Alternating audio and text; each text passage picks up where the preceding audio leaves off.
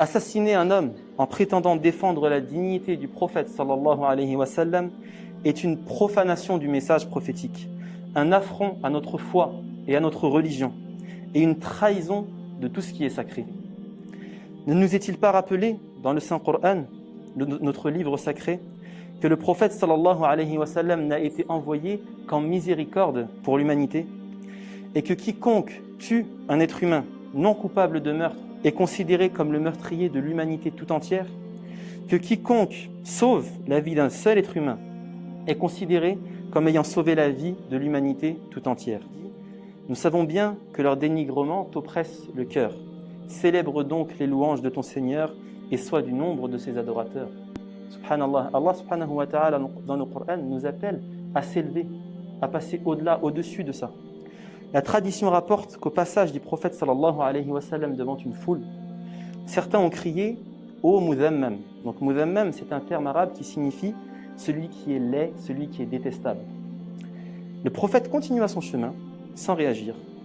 Certains de ses compagnons ont voulu attirer son attention sur ces cris. Il se contenta de leur dire « Il s'adresse à Mudhammam et moi je suis Muhammad ». La meilleure des réponses face à ces attitudes est donc l'ignorance totale. Et face à la critique, l'échange des idées et des arguments que notre pays nous assure par le biais de la liberté d'expression pour tous, notre meilleur atout face à ceux qui souhaiteraient nous diviser.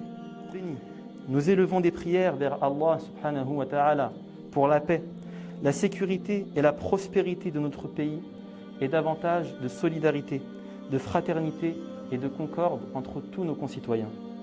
Notre souffrance est grande face au discours des professionnels de l'amalgame et de la surenchère qui veulent laisser s'installer l'idée que notre religion puisse produire la violence et le terrorisme.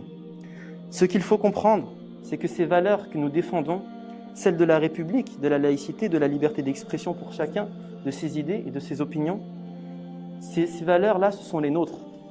Et ce sont elles les garantes de notre liberté à vivre notre croyance et à pratiquer notre culte en harmonie avec tous nos concitoyens.